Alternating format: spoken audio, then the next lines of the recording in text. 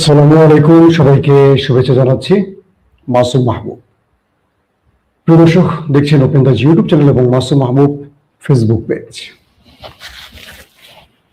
আপনাদের শুনতে এবং দেখতে কোনো প্রবলেম হলে আমাকে একটু কমেন্ট করে জানাবেন। আমার হাতে আজকে অনেকগুলো গুরুত্বপূর্ণ খবর আছে। এক, মার্কিন যুক্তরাষ্ট্রকে এবার কড়া হুঁশিয়ারি উচ্চারণ করলো ইরান প্রেসিডেন্ট এবং ইরানের সামরিক শীর্ষ কর্তা ব্যক্তিরা।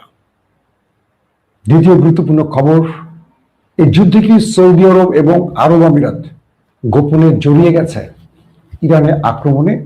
তেমন কিছু প্রমাণ মিলে গেছে ইরানের হাতে। 3 নম্বর গুরুত্বপূর্ণ খবর, মার্কিন যুক্তরাষ্ট্র ইরানে যে শ্বাসরুদ্ধকর অভিযান চালিয়েছে পাইলট উদ্ধারে, এটি কি পাইলট উদ্ধারের আড়ালে ইরানের নিউক্লিয়ার চুরির কোন চেষ্টা? পাশাপাশি আজকে সারাদিনের আপডেট। দর্শক, প্রথম যে খবরটি দিয়ে শুরু করতে চাই সেটি হলো আরব আমিরাত এবং সৌদির ব্যাপারে কিছু তথ্য মিলেছে ইরানের কাছে। ইরান বলছে তার দেশে আক্রমণে চীনের তৈরি একটি ড্রোনের আলামত পেয়েছে ইরান। বলা হচ্ছে এই ড্রোনটি চীনের কাছ থেকে আরব আমিরাত কিনেছিল। পাশাপাশি এমন কিছু বিমান বা ড্রোন বা মিসাইল ব্যবহার হয়েছে ইরানের বিরুদ্ধে মধ্যপ্রাচ্য থেকে, যেগুলো আরব আমিরাত এবং সৌদি আরব ছাড়া আর কেউ ব্যবহার করে না। কে বলছে এটা? সরাসরি ইরান বলছে। তার মানে এই দুটো দেশ ইরানের ভয়ে ঘোমটা পড়ে বা বোরকা পরে গোপনে শত্রুদের সাথে মিশে ইরানে আক্রমণ করছে, এমন আভাস মিলছে। তবে এখন পর্যন্ত সৌদি এবং আরব আমিরাতের পক্ষ থেকে এই ব্যাপারে কোনো স্টেটমেন্ট আসেনি। প্রশ্ন হতে পারে, এই যুদ্ধে আরবের সাথে ইরানকে যুদ্ধে লাগিয়ে দেবার জন্য তাদের শত্রুরা ওই দেশটি এই কাজটি করতে পারে। কোনো না কোনো দেশ থেকে এই অস্ত্রগুলো সংগ্রহ করতে পারে। যেমন এর আগে ইরানের শাহেদ ড্রোনের প্যাটার্নে লুকাস মার্কিন ড্রোন, এগুলো আরবের কয়েকটি জায়গায় হিট করে ধ্বংস করেছে, মানে ধ্বংসলীলা চালিয়েছে। তখন ইরান দাবি করেছে এগুলো তাদের ড্রোন নয়, এগুলো লুকাসের আদলে তৈরি, অর্থাৎ মার্কিন যুক্তরাষ্ট্রের লুকাস। কিন্তু আমেরিকা বা তার গণমাধ্যমগুলো বলছিল এগুলো ইরানের শাহেদ ড্রোন। পরবর্তী সৌদি আরব এই বিষয়ে তদন্ত চালিয়ে দেখেছে এগুলো ইরানের তৈরি ড্রোন ছিল না। তার মানে সৌদি এবং ইরানের মধ্যে যুদ্ধ লাগাবার জন্য ফলস ফ্ল্যাগ অপারেশনের অংশ হিসেবে এই ড্রোন ব্যবহার করা হয়েছে। এখন আরব আমিরাত এই দেশটি কিন্তু ইরানের শত্রু তালিকায় ইসরায়েলের পরের অবস্থানে আছে। তাই ইরান এ যাবৎ 28 ফেব্রুয়ারি থেকে যে যুদ্ধটা শুরু করেছে, তারা ব্যাপক ধোলাই কিন্তু আরব আমিরাতে চালিয়েছে। সবচেয়ে বেশি কিন্তু আরব আমিরাতকে মেরেছে। এবং বলা হয় ইসরায়েলের মিত্র হিসাবে আরব আমিরাত এবং জর্দান, মুসলিম রাষ্ট্র হিসেবে এই দুটো দেশ ইসরায়েলের মিত্র হিসাবে সবচেয়ে বিশ্বস্ত, মানে ইসরায়েলের বিশ্বস্ত। তো ইসরায়েলের যখন বিশ্বস্ত হবে তখন আলটিমেটলি ইরানের জন্য বিশ্বাসঘাতক হবে, এটি স্বাভাবিক। তো ইরান তাদেরকে সতর্ক করে বলেছে, যদি এর কোনো প্রমাণ ইরানের হাতে মেলে, একদম প্রমাণিত হয় যে এই যুদ্ধে এই দুটো দেশ কোনো প্রকার আক্রমণ চালিয়েছে, তাহলে ইরান তার প্রধান শত্রুদেরকে কিছুটা ছাড় দিয়ে হলেও কয়েক ঘন্টা আগে আরবকে পেটাবে। বুঝতে পারছেন? যেখানে আরবের আব্বারা ব্যর্থ হচ্ছে ইরানের কাছে, সেখানে পুচকে আরব গোষ্ঠী যারা যুদ্ধ কৌশল বাদ দিয়ে নারী, মদ, বিলাসিতা, এগুলো নিয়ে ব্যস্ত থাকে, এগুলো আবার তারা সৌদি আরবে করে না, এগুলো আবার তারা ইউরোপে গিয়ে করে। আমার খুব ভালো একটা স্মৃতি আছে, ইংল্যান্ডে তখন আমি ঈদে ছিলাম ইংল্যান্ডে। তো আমার বন্ধু শামীম আর আবুল হোসেন দুজনে আমাকে আসছে নিয়ে আমরা ঘুরতে যাব। তো ইংল্যান্ডের মধ্যে আপনাদের এরিয়া আছে, একটা হিন্দু এরিয়া, একটা মুসলিম এরিয়া, একটা আপটেল পার্ক, একটা প্লে স্টোর, একটা হোয়াইট চ্যাপেল, এগুলো একটা বাঙালি এরিয়া, এরকম আরবদের এরিয়া আছে। তো আরবদের এরিয়াটা হলো যে ব্রিটিশ যে প্রধানমন্ত্রী ছিলেন চার্লস, মানে ডায়নার যে হাজব্যান্ড, তার বাসাটা থেকে একটু সামনে গেলে, মানে তার যে এখন যে বাসাটি আছে তার সেই বাড়ির একটু সামনে হলো আরাবিয়ানদের এরিয়া। তো সেই এরিয়াতে আমরা বেড়াতে গেছি। সব জুব্বা পরা আরবরা, সব কিন্তু জুব্বা পরা, সবগুলির মুখে সীসা টানতেছে বাইরে বসে বসে। তো ওইখানে গিয়ে আমরা যখন আরবে গেলে মনে হয় আল্লাহ এরা মনে পিরাউলি আকাশ থেকে নামছে ফেরেস্তা, বড় বড় জুব্বা ডুব্বা পরে ঘরে এরাই পশ্চিমা দেশগুলোতে ঢুকে এদের আসল চেহারা দেখায়। এদের তো আসলে অর্থের কোনো অভাব নেই, কাজকর্ম লাগে না, তেল বেচা টাকা, খেজুর, এটা সেটা পুরো সম্পদ দিয়ে ভরে রাখছে, শুধু পায়ের উপর পা ফেলে খায় আর বিয়ে করে, একটার পর একটা বিভিন্ন দেশে ঢুকে আর বিয়ে করে। সবার ক্ষেত্রে হয়তো এরকম হয় না, বাট অধিকাংশের ক্ষেত্রে এটা হয়। তো এখন যে আরবদের কথা বলছি, এই আরবরা যুদ্ধবাজ না, এরা মনে করে এদের হয়ে আমেরিকা যুদ্ধ করে থাকে। আমেরিকা যখন ডাকছে আসো তোমরা আমাদের সাথে ইরানকে পেটাই, ওরে বাবা কি বলেন, ওরা আপনি ভেঙে যাবেন আর ইরান পিটিয়ে আমাদের ল্যাংটা করে ছেড়ে দেবে। এরা হলো এই টাইপের লোক, যে কারণে আরবের মানে ইসরায়েলের বিরুদ্ধে পুরো আরব মিলেও যুদ্ধ করে টিকতে পারেনি এক নতুন শাসিত বা নতুন তৈরি হওয়া ইসরায়েলের বিরুদ্ধে। দর্শক, তো দ্বিতীয় যে গুরুত্বপূর্ণ খবর সেটি হলো আজকেও দখলদার দেশে মোটামুটি ব্যাপক অ্যাটাক চালিয়েছে ইরান, আরবের মধ্যেও কয়েকটি টার্গেটে হিট হয়েছে। এটা এখন আসলে কি বলবো প্রতিদিনকার খাবারের মতো হয়ে গেছে, প্রতিদিন এটা হচ্ছে, এটা থেমে থাকছে না, একটু এক্সট্রা কিছু অর্ডিনারি কিছু হলে এটা আমরা জানাবো। তবে বিপজ্জনক যে বিষয়টি হলো ট্রাম্প ঘোষণা দিয়েছে আগামী মঙ্গলবার থেকে তিনি ইরানের বড় রকম অ্যাটাক চালাবেন, ইরানের পুরো পাওয়ার প্ল্যান্ট ধ্বংস করে দেবেন, এরপর পুরো পানির সিস্টেম ধ্বংস করবেন, এরপর ইরানের গুরুত্বপূর্ণ অবকাঠামো ধ্বংস করবেন, মানে পুরো ইরানকে পাথরের যুগে পাঠিয়ে দেবেন। বুঝতে পারছেন যেটা আমেরিকা ঘোষণা দিয়েছিল। ট্রাম্প তো আছে এটা বিজয় লাভ করেছে, তার একজন পাইলটকে ইরানের ভেতর থেকে উদ্ধার করেছে ফেস সেভিং এর জন্য, এটা তো ট্রাম্পের জন্য অনেক বড় প্রাপ্তি। তো ট্রাম্প হঠাৎ করে খেপে গেলেন, ইরানকে পাথরের যুগে পাঠিয়ে দেওয়ার জন্য মঙ্গলবার থেকে বড় রকম অ্যাটাক চালাবার ঘোষণা দিলেন কেন? আসেন একটু পেছনে যাই। আজকে দিনে যারা নিউজগুলো দেখেছেন তারা হয়তো খেয়াল করেছেন অনেকগুলো খবর। প্রথম যে খবরটি, ইরানে 48 ঘন্টা একটা বিশাল অগ্নি পরীক্ষা গেছে আমেরিকার জন্য। আমেরিকা তার একজন হারিয়ে যাওয়া পাইলটের উদ্ধারে এসেছিল। C-130 ব্ল্যাক হক হেলিকপ্টার, ড্রোন, ফুয়েল ট্যাঙ্কার সহ আরো অনেকগুলো কি বলবো আকাশযান নিয়ে। এখন ধীরে ধীরে যে খবরগুলো আসছে, এই লড়াইতে অনেকগুলো গণমাধ্যম দাবি করছে 4 থেকে 500 নাকি সেনাই ব্যবহার করছে ইরান। এগুলো বিভিন্ন গণমাধ্যমের দাবি, অর্থাৎ একজন পাইলটের জন্য এত বড় বহর। কেউ কেউ বলছেন 1 ডজন বা তারও বেশি, 1.5 ডজনের মতো আকাশযান ব্যবহার করা হয়েছে। শুধু 1 ডজন মানে তো 12টা, কেউ বলছেন 20টা বা 18টা বা 20-এর অধিক। এই সূত্রগুলো অ্যারাবিয়ান বিভিন্ন গণমাধ্যম আউটলেটে আসতে শুরু করেছে। তাহলে 4 থেকে 500 কমান্ডো নিয়ে আমেরিকা ইরানে প্রবেশ করলো কেন? অঞ্চলটি কই? সেই দুর্ভেদ্য অঞ্চলটি হলো ইস্পাহান এলাকা। ইস্পাহানে কি আছে? ইরানের নিউক্লিয়ার প্রজেক্ট আছে, নিউক্লিয়ার প্ল্যান আছে। বলা হচ্ছে আমেরিকা মূলত তার পাইলট উদ্ধারের কথা বললেও তিনি এসে একটা ভিন্ন উদ্দেশ্যে। আর সেটি কি? ইস্পাহানে অভিযান চালিয়ে সেখান থেকে নিউক্লিয়ার চুরি করা। এই মুহূর্তে আমেরিকার ফেস সেভিং এর জন্য এটা একটা বিশাল কাঙ্ক্ষিত টার্গেট হতে পারে। কি রকম? আমেরিকা ইরানকে শর্ত দিয়েছিল কি, হরমুজ খুলে দাও, নিউক্লিয়ার দিয়ে দাও, এই তো প্রধান রেজিম চেঞ্জ তো পারেনি, ব্যালিস্টিক প্রোগ্রাম এখনো কন্ট্রোল করা সম্ভব না, কিন্তু প্রধান একটা ইস্যু হতে পারে নিউক্লিয়ার। সামরিক বিশ্লেষকরা বলছেন ট্রাম্প বাহিনী বা মার্কিন কমান্ডোরা মূলত ঢুকেছিল ইরানে, তারা পাইলট উদ্ধারের নাম করে ইস্পাহানে বড় স্ট্রাইক চালাবে এবং সেখান থেকে নিউক্লিয়ার হাতিয়ে নেবে ইরানের বিরুদ্ধে, এবং এটি দিয়ে ট্রাম্প যুদ্ধ শেষ করবেন ফেস সেভিং এ, যে আমরা নিউক্লিয়ার নিয়ে এসছি, এবং এই যুদ্ধে ইরান পুরোটাই মাঠে মারা যাবে। অর্থাৎ ইরান তার নিউক্লিয়ার রক্ষা করতে না পারলে ইরান তার ভূখণ্ড রক্ষা করার যোগ্যতা হারাবে, এটি স্বাভাবিক, তাই তো? ইরান দুটো ট্র্যাপে ভিন্ন স্টাইলে খেলেছে। দেখেন, একটা ঐতিহাসিক রাষ্ট্রের ভেতরে এখন কিন্তু ডাক সাইটে বড় বড় পাওয়ারফুল লোকগুলো নেই, ম্যাক্সিমাম মারা গেছে। ইয়াং ব্যক্তিরা আছে, ইয়াং সামরিক অফিসাররা আছে, আর যারা একটু বয়স্ক আছে তারা আন্ডারগ্রাউন্ডে আছে, অথবা মাস্টার মাইন্ড গুলো একটু নেপথ্যে থাকে, হয়তো বা ইরানের আপার লেভেল জানে, লোয়ার লেভেল জানে না, অথবা আমেরিকায় জানে না এখন কে এই গেম করছে। হয়তোবা জানে কিন্তু আমেরিকা প্রকাশ করছে না, ইসরায়েল জানে হয়তোবা প্রকাশ করছে না, হয়তো স্ট্রাকচার মারিয়ে দেবে।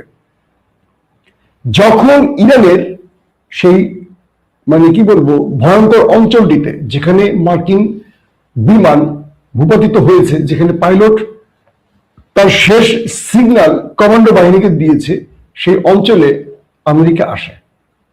C-130 যেটা বললাম ব্ল্যাক হক, আরো অনেকগুলো ড্রোন এক গাদা জিনিস নিয়ে আসে, 400-500 কমান্ডো সেখানে মুভ করে। ইরান তার গণমাধ্যমের লাস্ট যে নিউজটি দেখিয়েছে, আমি ফুটেজে দেখলাম একজন রিপোর্টার ধ্বংসস্তূপের পাশে দাঁড়িয়ে কথা বলছে, বুঝতে পারছেন? এইভাবে ধরে কথা বলছে একজন রিপোর্টার, তার পাশে আমেরিকার যে সামরিক যানগুলো এসছিল, যুদ্ধ বিমান, হেলিকপ্টার, ড্রোন, এগুলো ভূপাতিত করার পর এগুলো পুরে একদম টুকরো টুকরো হয়ে জ্বলে পুরে শেষ, বিশাল স্থান জুড়ে। সেখানে রিপোর্টার লাইভ রিপোর্ট করছেন, পুরো অঞ্চলটা দেখিয়েছে। তার মানে ইরান তাদের কি পরিমাণ ক্ষতি করেছে সেই দৃশ্যটা দেখলে বুঝবেন। একেবারে অনেক অঞ্চল জুড়ে মানে প্রচুর সামরিক যান ধ্বংস করেছে ইরান। ইরান যে দাবিটি করেছে প্রায় 1 ডজনের মতো তারা হিট করে ধ্বংস করেছে, এটাই সত্য প্রমাণিত হচ্ছে এখন। আমেরিকা বলেছে 6টিতে আঘাত করেছে, আর ইরান বলছে 10 থেকে 12টির মতো যুদ্ধ বিমান, হেলিকপ্টার, ড্রোন। এটা আমার কাছে এখন সত্য প্রমাণিত হচ্ছে। নাম্বার 2, আমেরিকার কমান্ডোরা মূলত এখানে নেমেছিল পাইলট উদ্ধারের নাম করবে, আর ইরান পাইলটের উদ্ধারের সামনে রেখে তাদের সাথে একটা ফাইটে যাবে। এই ফাঁকে মার্কিন কমান্ডো বাহিনী চলে যাবে ইস্পাহানে নিউক্লিয়ার প্রজেক্ট দখলে, এবং সেখানে তারা নেমে অভিযান চালাবে। যখন তারা সেখানে মুভ করবে, একটা গ্রুপ ভেতরে যাবে, একটা গ্রুপ বাইরে ইরানের সাথে লড়াই করবে। এই সময়টিতে ইসরায়েল আমেরিকা আকাশ থেকে এসে ইরানের বাহিনীকে উপর থেকে ব্যাপক বোম্বিং করবে বা শেলিং করবে। টার্গেট হলো, এটা ছিল আমেরিকার। কিছু মাধ্যম বলছে, আমি কিন্তু সামরিক বিশ্লেষক না, আমি বিভিন্ন আউটলেট গুলোকে সারাদিন ঘেটে, যেগুলো মোটামুটি নির্ভেজাল, একটু সঠিক তথ্য দেয়, বিভিন্ন সাইট, ইসরায়েলের সাইট বলেন, আমেরিকার সাইট বলেন, ইরানের সাইট বলেন, টার্কিশ বলেন, আরাবিয়ান বলেন, বিভিন্ন জায়গা থেকে আমি এটা কনফার্ম তথ্য রেডি করে আপনাদের জন্য প্রেজেন্ট করি। বিভিন্ন জায়গা থেকে এগুলো সংগ্রহ করি, একটা পত্রিকা দেখে দেখে সংগ্রহ করি না, এটা আমার কখনো অভ্যাস নেই। আমি টেলিভিশনে চাকরি করার ক্ষেত্রেও আমার রিপোর্টারদেরকে এই গাইডলাইন গুলো দিতাম যে তোমরা সবসময় রয়টার্স ফলো করো কেন, বিবিসি ফলো করো কেন, এদের মালিক কারা? এরা তো সবসময় পার্শিয়াল নিউজ দেয়। গণমাধ্যম ইম্পার্শিয়াল হবে, পার্শিয়াল নিউজ দিয়ে গণমাধ্যম চলে কি করে? তো পশ্চিমা দুনিয়া তো সঠিক তথ্য এভাবে দেবে না কখনো, তারা তাদের মতো করে দেবে, তাদের স্বার্থে যাবে সেটাই দেবে। আবার ইরানের গণমাধ্যম পুরোপুরি সত্য দেবে না, যুদ্ধ চলাকালীন তারা এইরকম খবর দেয়। তাহলে আশেপাশের গণমাধ্যম গুলো ফলো করো, রাশিয়ানটা করো, চীনেরটা করো, এরকম ব্যাপার। এখন যে বিষয়টি তৈরি হয়েছে, ইরান দুটোই বুঝতে পেরেছে যে এই বিশাল বহর নিয়ে আমেরিকা যখন নেমেছে, তাদের টার্গেট হলো নিউক্লিয়ার চুরি করা। ইরান তার অ্যাটাকিং সিস্টেমটাকে কয়েকটা ফ্রন্টে ভাগ করেছে। একটা হলো যে তারা যে বাহিনীটি নেমেছে পাইলট উদ্ধারে, তাদেরকে ব্যাপক অ্যাটাক করবে, যত পারে হতাহত করবে।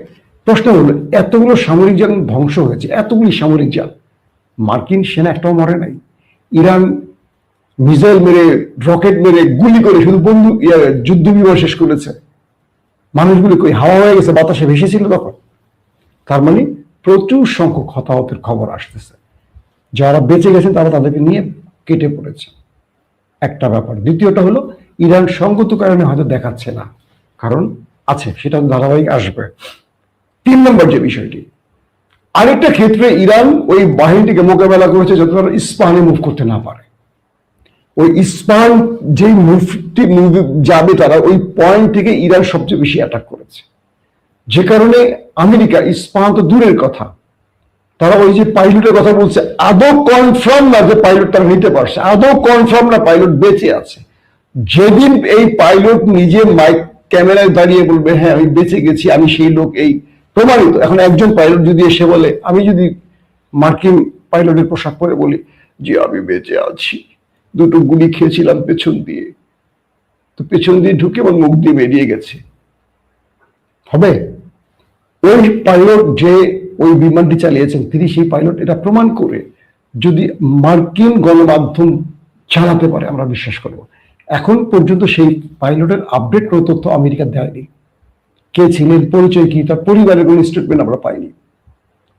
কিছু কিছু মাধ্যম বলছে ওই পাইলট আসলে ওখানে মরে গেছে, ইরানের সাথে গলাগলিতে সে মরে গেছে, এবং সেখানে মার্কিন কমান্ডো বাহিনীর স্পেশাল কমান্ডোদের মধ্যে অনেকেই মারা গেছে, অনেকেই, সংখ্যাটা অনেক। কারণ ইরান সেখানে ব্যাপক পরিমাণ অ্যাটাক করেছে, কারণ এটা ইরানের ইজ্জতের ব্যাপার।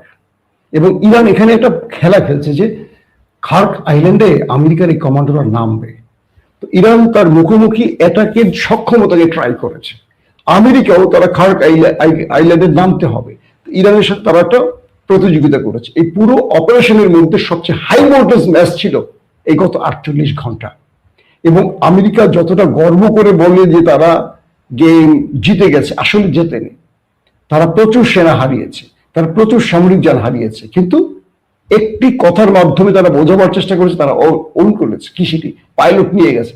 পাইলটের অস্তিত্বেরই কোনো খবর নেই এখন পর্যন্ত, সে বেঁচে আছে না নিতে পেরেছে। এমন তো হতে পারে এই পাইলট ইরানের হাতে আছে, আমেরিকা ফেস সেভিং এর জন্য কথাটা বলছে, ট্রাম্প তার ইজ্জত বাঁচাবার জন্য বলছে, আর ইরান প্রকাশ করছে না ইচ্ছা করে, কারণ প্রকাশ করলে আন্তর্জাতিক নিয়ম অনুযায়ী তাকে নিয়ে আলোচনায় বসতে হবে। এমনও হতে পারে এই পাইলটের মাধ্যমে ইরান আগামী কিছুদিন পর ফিলিস্তিনকে বলবো 10,000 ফিলিস্তিনিকে ছাড়ো, আমি পাইলট দিয়ে দেব। ইরান বড় 10 কষাকষি করতে পারে, অর্থাৎ এটা আমরা সময়ের উপর ছেড়ে দিই। এখন কোনো দর্শক যদি বলেন মাসুদ আপনি এটা বলছিলেন, না, আমি সব অ্যাসাম্পশন করছি, এটা হতে পারে, কারণ যুদ্ধক্ষেত্রে এগুলো হয়, একে অপরের সত্যটা অনেক সময় বলে না। তো ইরানের এই লড়াইতে সবচেয়ে সফলতা কি জানেন? আমেরিকাকে একটি নয়, প্রায় 15 থেকে 20টি যুদ্ধ বিমান হেলিকপ্টার নিয়ে আসতে হয়েছে, বিশাল বহর নিয়ে আসতে হয়েছে, এবং এই বিশাল বহরের সাথে ইরান ফাইট করেছে এবং তাদেরকে ব্যাপক ধোলাই দিয়ে হতাহত করে তাদেরকে বিমানে করে প্যাকেট করে আবার পাঠিয়েছে। এবং তারা যে সামরিক যানগুলো নিয়ে এসছে, C-130 ব্ল্যাক হক আরো যা যা আনছে, প্রচুর পরিমাণ ধ্বংস করছে ইরান। একজন পাইলটের জন্য যদি এত বড় ক্ষতি হয় তা মন্দ কি বলেন? আর যদি যেটি সম্ভাব্য ধারণা করা হচ্ছে যে নিউক্লিয়ার চুরি টার্গেট ছিল, এটি করতে পারেনি, সেখানে মুভি করতে দেয়নি, তার মানে ইরান এখানেও সফলতা দেখিয়েছে, এখানেও আমেরিকার বড় ব্যর্থতা প্রমাণ হয়েছে। এখন ডোনাল্ড ট্রাম্প কি করবেন? ডোনাল্ড ট্রাম্পের মূল টার্গেট আগামী মঙ্গলবার হুমকি দিয়েছেন ইরানকে সকল পাওয়ার প্ল্যান্ট ধ্বংস করবেন, এরপর সকল পানি শোধনাগার ধ্বংস করবেন, এরপর গুরুত্বপূর্ণ রাষ্ট্রীয় অবকাঠামো। ইরানের সামরিক গুরুত্বপূর্ণ ব্যক্তিরা আজকে বক্তব্য দিয়েছেন, প্রেসিডেন্টও বক্তব্য দিয়েছেন, স্ট্রেটলি বলেছেন যদি ইরানের সরকারি রাষ্ট্রীয় কোনো স্থাপনায় হামলা হয়, এবার মধ্যপ্রাচ্য এবং নেতা সাহেবের বাড়ির কিচ্ছু থাকবে না। ইরান বলছে আমরা এই লড়াইতে 25শে ফেব্রুয়ারি থেকে আজ অবধি যে লড়াইটা চলছে, আমরা যা বলেছি তাই করেছি, ঠিক এই ল্যাঙ্গুয়েজটা ইরান বলেছে, আমরা যা বলেছি তাই করেছি। এবার আমরা ঘোষণা দিচ্ছি যদি আমাদের রাষ্ট্রীয় কোনো অবকাঠামো ধ্বংস হয়, শত্রু অনুতপ্ত হবে। ডোনাল্ড ট্রাম্প 48 ঘন্টার যুদ্ধবিরতি চেয়েছেন, এরপর ডোনাল্ড ট্রাম্পকে পা ধরতে হবে। তিনি বলছেন যদি আমাদের গুরুত্বপূর্ণ রাষ্ট্রীয় সম্পদে আঘাত আসে তাহলে আমেরিকাকে বলবো, নেতা সাহেবকে বলবো নিজের দেশের দিকে তাকান। মানে গালফ কান্ট্রিতে মার্কিন কোন স্থাপনাকে আমরা দাঁড়িয়ে থাকতে দেবো না, সব ঘুরিয়ে ফেলবো। তার মানে আগামী মঙ্গলবার একটা ভয়ঙ্কর লড়াইয়ের দিকে যেতে পারে দেশ দুটো। শেষ পর্যন্ত এই লড়াই আমাদের কোথায় নিয়ে ঠেকাবে জানি না, কিন্তু আমরা আবার বলবো আমরা যুদ্ধ চাই না, আমরা শান্তি চাই। এই যুদ্ধ মানুষকে কিছু দিতে পারে না কান্না ছাড়া, রক্ত ছাড়া। অতএব আসল শান্তির জন্য আমরা আলোচনায় বসি। দর্শক যারা আজকে প্রথম ওপেন দ্য ইউটিউব চ্যানেলটি দেখছেন, যদি আন্তর্জাতিক খবর আপনাদের ভালো লাগে বা দেশের খবর ভালো লাগে, চ্যানেলটি সাবস্ক্রাইব করতে পারেন। যারা ফেসবুকে আজকেই প্রথম দেখছেন, লাইক ফলো করে আমাদের সাথে থাকতে পারেন। অবশ্যই আপনাদের জন্য দোয়া থাকবে, আপনারা আমার জন্য দোয়া করবেন। আল্লাহ হাফেজ।